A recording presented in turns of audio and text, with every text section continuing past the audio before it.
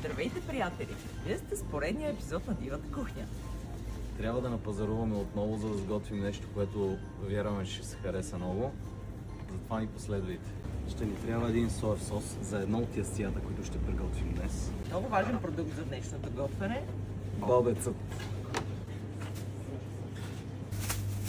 Ще ни трябва чуши.